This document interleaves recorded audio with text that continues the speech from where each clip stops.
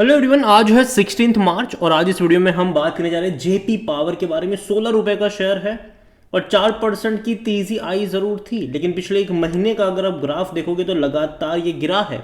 बीच बीच में इसने अटेम्प्ट करे हैं तेजी दिखाने के, लेकिन हर बार वो वहां से गिरा है। तो पिछले 2 दिनों से जो तेजी वाला अटेम्प्ट है, बात करेंगे उसके बारे में कि भैया भरोसा कर सकते हैं कि नहीं, या फिर हर बार की तरह ऐसा ही होगा कि जब भी तेजी आती है यहाँ पर गिरावट भी साथ में आ ही जाती है।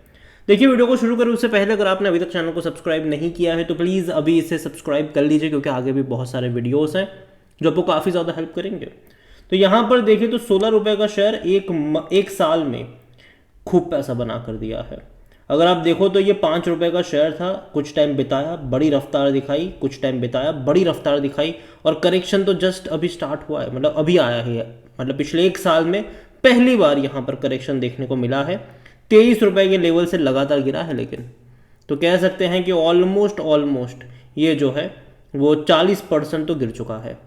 और जहां तक 5 साल की बात करें तब करेक्शन बने हैं बीच बीच में, और बड़े बड़े करेक्शन बने हैं, और वही आपको एग्जैक्ट अंदाजा भी देंगे। क्योंकि देखो, जब भी तेजी आई थी गिरावट आई, तेजी आई गिरावट आई, तेजी आई गिरावट आई, बड़ी तेजी आई।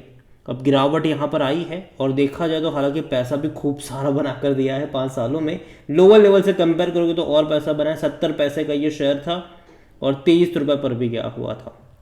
लेकिन अगर आप मैक्सिमम ग्राफ देखोगे तो क्लियर पिक्चर पता चलेगी। क्या देखो, एक बहुत बड़े करेक्शन से गुजरा ज़रूर है, तेज़ी आई है, भरोसा कर सकते हैं कि नहीं वो तो कंपनी के फंडामेंटल के ऊपर डिपेंड करेगा। यहाँ पर वॉल्यूम की बात करें तो 3-3.5 करोड़ के आसपास यहाँ पर शेयर जो है वो ट्रेड होते नजर आए। बड़ी क्वांटिटी में ट्रेडिंग चल रही है, और जो मार्केट कैप है वो बड़ा है। 11,000 करोड़ का मार्केट कैप हो चुका है इसका, जो कि काफ़ी बड़ा मार्केट कैप मैं मानता हूँ किसी पेनी स्टॉक के लिए। जो ऑल टाइम हाई है वो तो भैया 145 के करीब का है, लेकिन वो बहुत पुरानी बात है। ऑल टाइम लो 35 पैसे का है, जो कि हाँ बना था यहाँ पर। और जहाँ तक बात करी जाए इसको लेकर, तो यहाँ पर देखो, सबसे पहले अगर आप डिविडेंड के बारे में देखोगे तो नहीं है, क्योंकि जाहिर सी बात है कंपनी प्रॉफिट नहीं करे। हालांकि कर रही है, कुछ क्वार्टर में प्रॉफिट दिखाता है, फिर वापस वही होता है कि भाई साहब लॉस वापस से मतलब यहाँ पर दिखना शुरू हो जाता है। अगर आप जेपी पावर में अगर आप देखोगे तो 28 का पी है इसका, सेक्टर पी 30 का है।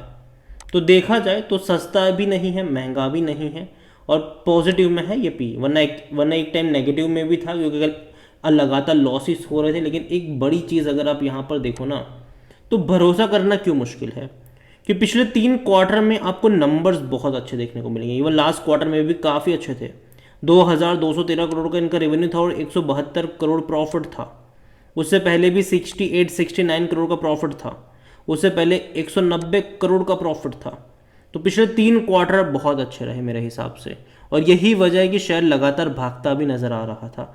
लेकिन अगर आप देखो तो उससे पहले के क्वार्टरों में नुकसान थे यहाँ पर 2 क्वार्टर में।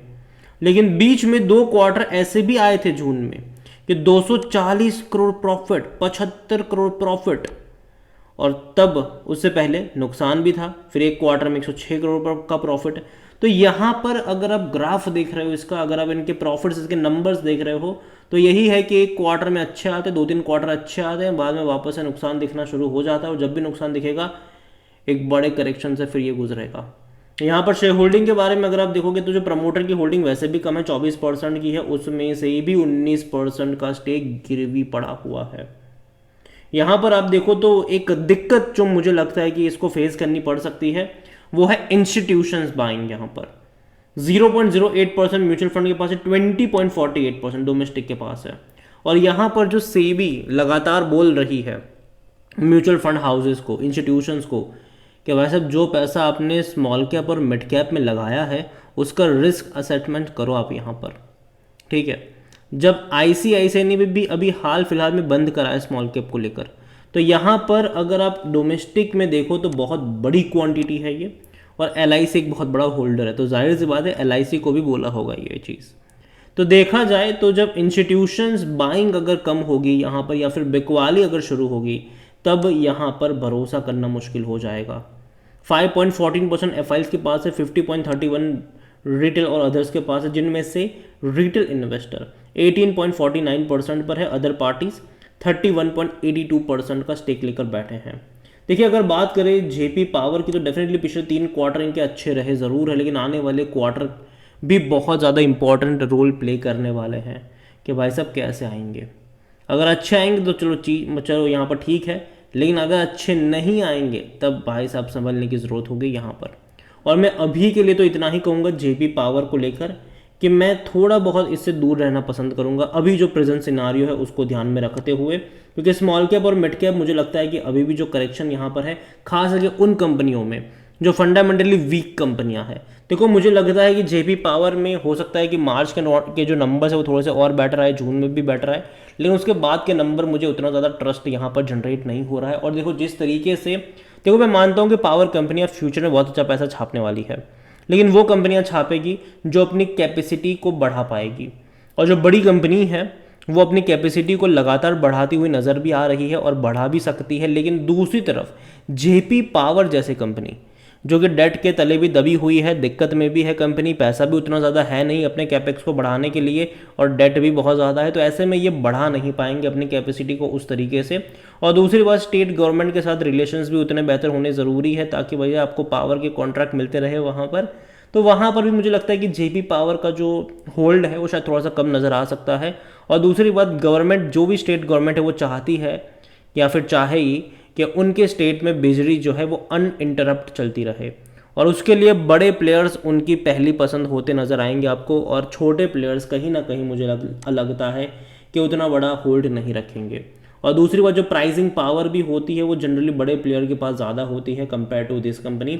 और देखो यार, इसका ट्रेंड अगर आप देखोगे तो जब भी बड़ी रफ्तार दिखाई करेक्शन आया है, एटलीस्ट कहीं पे एक सपोर्ट बनना ज़रूरी है, कुछ टाइम वहाँ पे रुकना ज़रूरी है, बिताना ज़रूरी है, तब कह सकते हैं कि दौड़ने के लिए तैयार होगा। क्योंकि अगर आप इसका ग्राफ देखोगे तो एक बड़ी तेज़ी के साथ गिरावट आई, फिर लंबा टाइम बिताया उसने, फिर बड़ी तेज़ी के साथ गिरावट आई, फिर कुछ टाइम बिताया, फिर बड़ी तेज़ी के साथ गिरावट के बाद कुछ टाइम बिताया, फिर भागा है ये। तो यहाँ पर ये सोचना कि भाई साहब 23 रुपये से गिरकर नीचे आ चुका है, अभी अच्छा मौका है, ये जल्दबाजी होगी। मुझे लगता है कि कुछ टाइम आपको इसको देना चाहिए, कहीं ना कहीं किसी एक लेवल पर ये बेस बने तब जाकर मौके बनेंगे, वरना भैया दूर बैठो तमाशा देखो, जल्दबाजी मत करना ये सोच के कि 23 का शेयर 16 पे है मैं खरीद लूँ, जी नहीं, ये मेरा मानना है, बाकी मर्जी आपकी है। इसके अलावा एक और कंपनी है रतन इंडिया पावर, और इसका भी कुछ ऐसा ही हाल है, इसका भी ग्राफ कुछ जेपी पावर जैसा ही है। और अगर आप चाहते हैं कि मैं इसके ऊपर भी एक डिटेल वीडियो बनाऊं तो कमेंट में इसका भी नाम लिखिएगा, जितनी ज़्यादा कमेंट आएगी उतना ही जल्दी वीडियो आएगा। और वीडियो पसंद आया हो तो लाइक करो, शेयर करें, चैनल पर अगर पहली बार है तो प्लीज़ सब्सक्राइब करें। और जेपी पावर के बारे में आप क्या सोचते हैं वो भी आप मुझे कमेंट में लिख के बता सकते हैं। Thank you.